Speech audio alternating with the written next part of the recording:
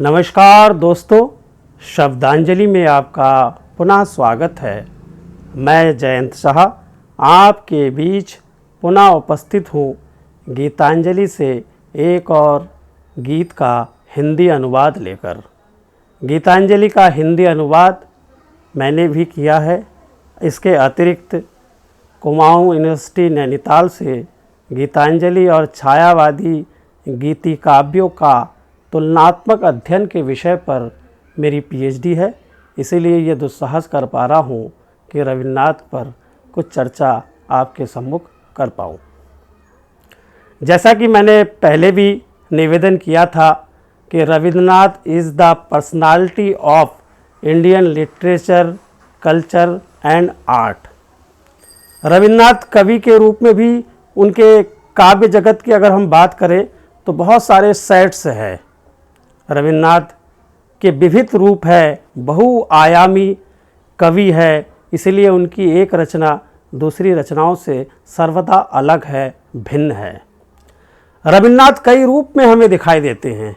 वे एक साथ कभी प्रादेशिक कवि नज़र आते हैं तो कभी राष्ट्रीय कवि के रूप में और कभी अंतर्राष्ट्रीय कवि के रूप में उनको हम पूरे विश्व भर में पाते हैं। रविन्द्रनाथ की कविताओं में प्रकृति चित्रण है, प्रेम और सौंदर्य के भी अमर गायक है, विश्व बंधुत्व की बात करते हैं, मानवतावाद का एक अध्याय ही उनकी कविताओं में खुला पड़ा है। मगर वो गीतांजलि तक आते आते उनका स्वर रहस्यवाद में प्रभावित हो चुका था, या यूँ कहें रहस्यवादी स्वर उनकी कविताओं में मुखर रूप से दिखाई पड़ता है। यूँ तो रहस्यवाद कोई नया विषय नहीं है। संस्कृत साहित्य से लेकर भक्त काल के कवियों में भी रहस्यवाद के एक स्पष्ट धारा हमें दिखाई पड़ती है। मगर गीतांजलि के इंग्लिश ट्रांसलेशन को वेस्टर्न स्कॉलर्स ने चर्च रहस्यवाद से जोड़कर देखा। उन्हें लगा आत्मा परमात्मा के विषय में जो गीतांजलि में रविन्द्रनाथ टैगोर ने बात की है वो ईसाई मशीनरी से प्रभावित है, जबकि पूरी तरह रविन्द्रनाथ का रहस्यवाद गीतांजलि तक आते आते हम कहें तो वो भारतीय उपनिषदों से अत्यधिक प्रभावित है। और वो एक तरह से भारतीय साहित्य में जो रहस्यवाद की धारा हमें दिखाई पड़ती है, जहाँ कवि ही साधक है और साधक ही कवि है। रहस्यवाद के विषय में किसी कवि ने खूब कहा है कि मेरे महबूब की शक्ल खुदा से मिलती है, मोहब्बत की मोहब्बत है और इबादत की इबादत है।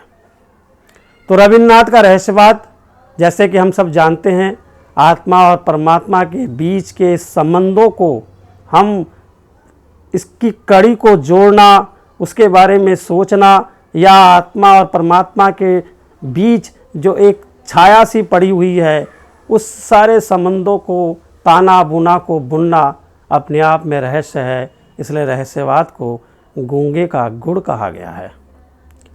तो लीजिए मित्रों, गीतांजलि से एक और गीत कतो अजानारे जानाइले तुमी, इसका हिंदी अनुवाद आपके बीच प्रस्तुत है। जैसा कि आप सब जानते ही हैं, हर भाषा की अपनी सीमा होती है, हर भाषा का अपना साहित्यिक बोध होता है, हर भाषा का व्याकरण, हर भाषा की प्रचलित मान्यताएं अलग होती है। इसलिए अनुवाद कर पाना बड़ा कठिन कार्य है। स्पेशली गीतों की बात करें तो गीतों में लयात्मकता है, संगीतात्मकता है, तुकें हैं, तो उस सारे चीज़ों को मिलाना या किसी अन्य भाषा में पूरी तरह से उनके भावों को रेखांकित कर पाना लगभग असंभव सा हो जाता है। फिर भी मैंने प्रयास किया है और सहजता के साथ जो तुकें मिल गई है वो आपके सम्मुख प्रस्तुत है। कितने बेगानों से करा दिया है मेरा परिचय। गीतांजलिकार कहते हैं उनकी गीत संख्या 3 में कि कितने बेगानों से करा दिया तुमने मेरा परिचय, कितने अनजान घरों में बना दिया मेरा आशियाना, बंधु तुम दूर को पास और पराये को बना लेते हो अपना। अपना पुराना मकान छोड़ निकलता हूँ जब मन ही मन सोचता हूँ जाने क्या हो अब, किंतु सहसा भूल जाता हूँ हर नवीनता के भीतर तुम हो वही पुराना। बंधु तुम दूर को पास और पराये को बना लेते हो अपना। जीवन मृत्यु के इस अखिल भुवन में मुझे जब भी जहाँ गहोगे, हे चीर जन्म के परिचित प्रिय तुम ही सबसे मिलवाओगे। कितने बेगानों से करा दिया तुमने मेरा परिचय, कितने अनजान घरों में बना दिया मेरा आशियाना। बंधु तुम दूर को पास और पराये को बना लेते हो अपना। धन्यवाद मित्रों। फिर किसी दिन गीतांजलि के एक और गीत को लेकर आपके सामने पुनः हाजिर होंगे। तब तक के लिए नमस्कार।